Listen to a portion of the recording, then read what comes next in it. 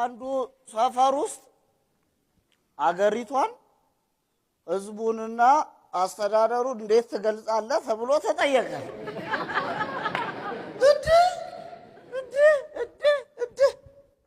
በምሳሌ ነው ማስረዳው አለ።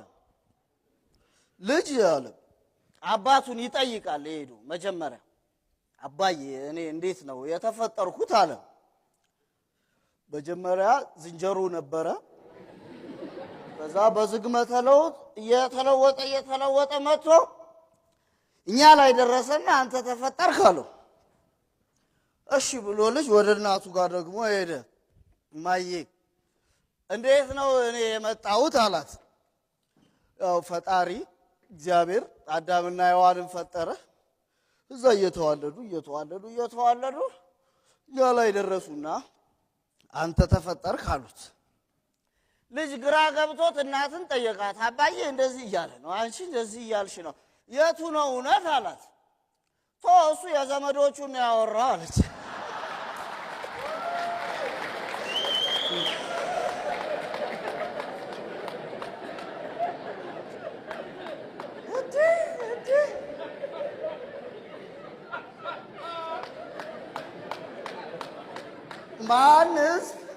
ማን አገር ማን አስተዳደር እንደሆነ ራስ ለየው። እንግዲህ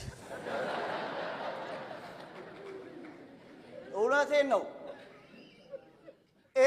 ጥያቄ ማለት ነው መልስ ስላለ ወይም መልስ አለ ስለተባለ ብቻ ወይም ተጠያቂ አለ ስለተባለ ብቻ አይጠየቅም እዚህ ሰፈር። ወይም ምላሹ ስለፈጠነ መላሹ ስላማራ እንደበተሩቱ ስለሆነ ብቻ ጥያቄ አይጠየቅም። ተጠያቂ ሊኖር ይገባል። ኃላፊነት የሚወስድ ፊት ለፊት በተጠያቂነት ሊቆም የሚገባ ሰው ይኖራል እዚህ ሰፈር። አለበለዚያ ጥያቄ ከንቱ ነው የሚሆነው። ታዲያስ ዛሬ አዝማሪው ባንጃው እኮ ጠጅ ቤት ከባድ የሆነ ጥያቄ ነው ያነሳው እኮ። ጠጅ ቤት እየጠጣ ነው ግጥሙን ያለው። ምን አለ መሰለ? ድመትና አይጥ ትዳር መሰረቱ፣ አህያም ከጅብ ጋር አንድ ሆነ በረቱ፣ ጎሽም ከአንበሳ ጽዋ ተጎነጩ፣ እሳትና ውሃ ባንድ ላይ መነጩ፣ የተቃርኖ ግብር ባንድ ላይ ተስማምቶ ብዙ ታምር ሆነ እየተባለ ምን ነው ሰው ከሰው ጋር በጭካኔ ምሎ የተገዳደለ አለ። ምን አውቄው ብለህ ነው አዝማሪው ባንጃ? ይሄ ጥያቄ እኔም አልገባኝም። እኔ ብቻ አይደለም የሰፈሩም ሰው የገባው አልመሰለኝም። ልክ እንደ ታላቅዬ ወንድምየው ካላረግን በስተቀር መልሱን የምናገኘው አይመስለኝም። የታላቅ ወንድምየው ታሪክ ታውቁታላችሁ? ታላቅ ወንድምየው እንደምንም ብሎ አሉ በእግር በፈረስ ጥሮ ምን ብሎ አሉ ውጭ ሀገር ሄደ። ውጭ ሀገር ጭራውን ቆልፎ እየሰራ ቤተሰቡን ያግዛል፣ ይረዳል። ታናሽ ወንድም አለው። እናቴ ጠዋት ገንዘብ ላክ ነው፣ ማታ ገንዘብ ላክ ነው፣ ጠባ ነጋ መሸ ገንዘብ ላክ ነው። ታላቅ ወንድምየው ምርር አለው። አንድ ቀን የለበሰውን ሱሪ አውልቆ የኪስ ዋሌቱን ከቶ በፖስታ ቤት ላከለት። ታናሽ ወንድምየው ደውሎ ጎበዝ ምንድነው እንፈታተሽ ካገኘ ውሰድ አለ።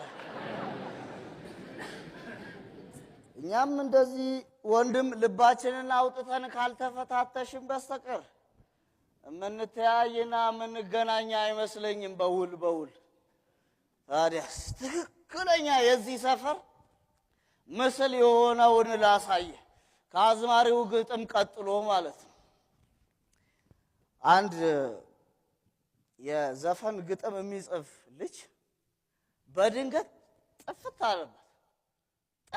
ጥፍት በቃ ሲዘጋባ አንድ ያረግ ቁልፍልፍ አለበት። አይደለም ግጥም ቀርቶ አንድ ሐረግ እንደዚህ ማገናኘት አቃተው። መካሪ ያገኘው ብሎ ማንን ቢያማክር ጥሩ ነው? መንፈስሻ እናቴ መንፈስሻ እኮ ህይወቱ ራሱ ተተብትቦ ውሉ ጠፍቶ መረብ የሆነበት ሰውዬ ነው። አረ እንደዚህ ሆኩኝ ግጥም መጻፍ አልቻልኩም ለዘፈን ምን ላድርግ አለው። መንፈስሻ በጣም ተጨንቆ ተጠቦ አለኝ ያለው ምክር ሰጠው። ያው ምን ታረጋለህ መሰለ ሐሳብ ተበታትኖ ሊሆን ይችላል። ስለዚህ ጫት ቃምበታል። ፎከስ እንድታረግ ሙድን ይሰበስበዋል አለው። እናቴ ልጁ የዛው ሰዓት ሲበር ሄዶ ገዛልና ታ እስከ ምሽቱ 2 ሰዓት ላይ በው ብሎ ጓደኞቹ ጋር ሄደ። ጎበዝ አልበም ግጥም ጨረስኩ 15 ግጥም ጽፌ ጨረስኩ አላቸው።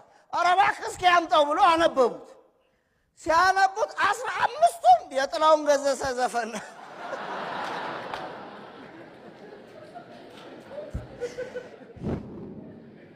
ወንድሜ ለካ ስትቅም ያዳመጠችው ሙዚቃ ነው የጻፈችው።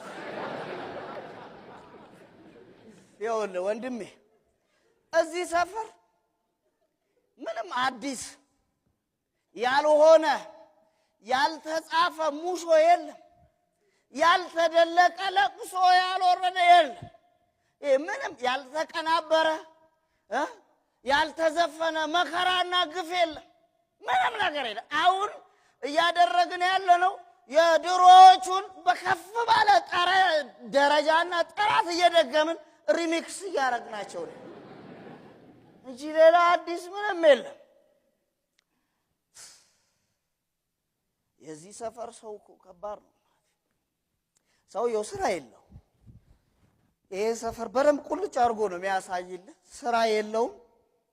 አንድ ጉዳይ ነው ዕለት ተዕለት የሚያደርገው፣ እሱም ጸሎትና ልመና። አረ ፈጣሪው ገንዘብ ስጠኝ፣ ሀብታም አድርገኝ፣ ስራብ ስቸገር በጠኔ ቸረፈር እንዲህ ስወርቅ ዝም ትላለህ። ለእኔ የሚሆን ጊዜ አጣ፣ ለእኔ የሚሆን ገንዘብ ስጠኝ። ሁሌ አይጨምርም አይቀንስም ጸሎቱ። አንድ ቀን መጣ እግዚአብሔር፣ ቤቱ ተገለጠለት። ልክ እንዳየው ሰውየው አረ ጌታዬ ገንዘብ ስጠኝ ሲል ፈጣሪ አረ እባክህ ቢያንስ ሎተሪ ቁረጥ እንጂ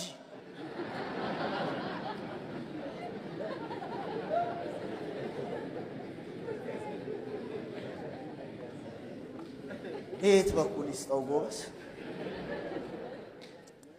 እኛ እኮ ነን እኛ እኮ ነን በሰላም አውለን እንላለን፣ ነገር ግን ቁጭ ብለን የጸብ እሳት እንቆሰቁሳለን። አይ ጥለማ አጥለንም እንላለን። የሰርክ ጉዟችን ግን ሜዳውን ትተን ገደል አፋፍና ጠርዙን መሄድ እሱማ አይተውንም እንላለን። ነገር ግን መከራና ግፍን አግበስብሰን ሳይበቃን ቀርቶ ጭራሽ በብድርና በውሰት መከራና ግፍን ልናመጣ እንፈልጋለን። አረ ቢያንስ ለጸሎታችን ስንል እንደ ሎተሪው እንዲሳካልን እድል እንስጥ እንጂ ጎበዝ። በመምህር ቅኔ ጨዋታ በኩል ትልቁን የዚህ ሰፈር ምስልና ታሪክ አሳያል። መምህር ቅኔ ምን አሉ? አንድ ቀን ሞት ፍቅርና እግዚአብሔር በመንገድ ላይ እየሄዱ ነው። መሸባቸው ደከማቸውና ምን እናርግ ሲሉ ቀረብ ካለ መንደር ላይ ሄደን እንግድነት እንጠይቅ ተባለ። ተስማሙና በመጀመሪያ እግዚአብሔር ሄዳሉ። ሄዶ አንኳኩቶ ጠየቀ። ጎበዝ የመሸበት እንግዳ ነኝ አሳድሩኝ አለ። ባለቤቱም ግባ አለው። አስገባው። ቁጭ ካረገው በኋላ ጌታዬ ማን ትባላለህ? አይ እኔ ፈጣሪ ነኝ እግዚአብሔር እባላለሁ አለው። ሰውየው እናቴ የቆላ ከዘራውን ላታርጉ እግዚአብሔር ስለምንህ ስጠይቅ ስጾም ስጸልይ ስቸገር አንድ ቀን መልስ ሳትሰጠኝ ምን አይነት ቀልደኛ ብትሆን ቤት የመጣው ብሎ በቆላ ከዘራ እያሯሯጥ መጣ። እግዚአብሔር እንዴት ኧረ አይሆንም እንደዚህ ያሉ። እሺ ምንሻ ፍቅር ሞክር። እሺ ፍቅር ሄደ። ሌላኛው ቤት እንግዲህ መሸብኝ የእግዚአብሔር እንግዳ ነኝ አሳድሩኝ ገባ። ቁጭ አለ። ተመሳሳይ ጥያቄ መጣ። ማን? ፍቅር እባላለሁ። እናቴ የገባበት ቤት ሚስቱ ጥላው የሄደች ንብረቱን የተካፈለች ገና ወርሳ ይሞላት ሌላ ያገባች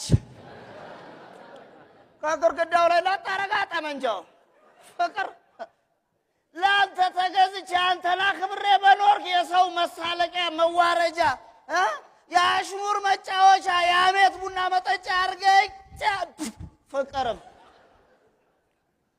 እንዴት ሆነ ተባለ። ኧረ እናቴ ሰፈር ከባድ ነው። ምን ይሻላል ሲባል ሞት አንተ አይሆንም። ለእግዚአብሔርና ለፍቅር ያልተመለሰ ሰፈር ለኔ እሺ እያለ ያግሮመረመ ሄደ። አንኳኳ አንድ ቤት ሌላኛው ቤት ተመሳሳይ ጥያቄ። ማነህ? እኔ መላከ ሞት ነኝ። ሞት ሰውየው ባለቤቱ ድፍት ብሎ ጌታዬ ንጉሴ አለኝታዬ ግባልኝ ምን ይሁን ዳትር ሀብታም ቀጭን አትል ወፍራም አትል ቆንጆ አትል ፉንጋ አትል አቅም ያለው አትል ስልጣን የሌለው አትል ሁሉንም በኩል የምታስተናግድ ምን ይምጣ ምን ይቅረብልሃል? ኧረ እኔ ሁለት ወዳጆች እሺ ቢሆኑስ ይምጡ ገባ ተባለ።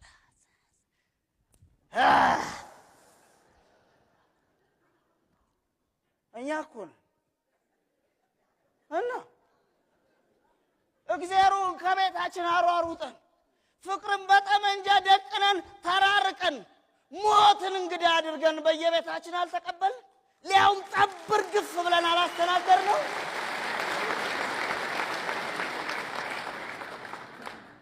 የኛ ታሪክ እኮ ሌላ ምንም የለው።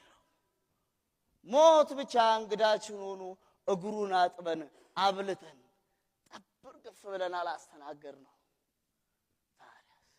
ለዛ እኮ ነው የአዝማሪው ባንጃው ጥያቄ ከባድ ይሆኑ።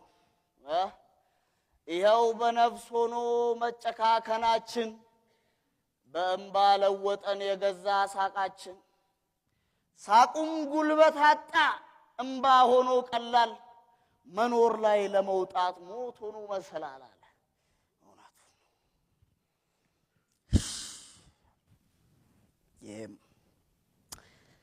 የማማ ልጣሽ ጎረቤት ናቸው።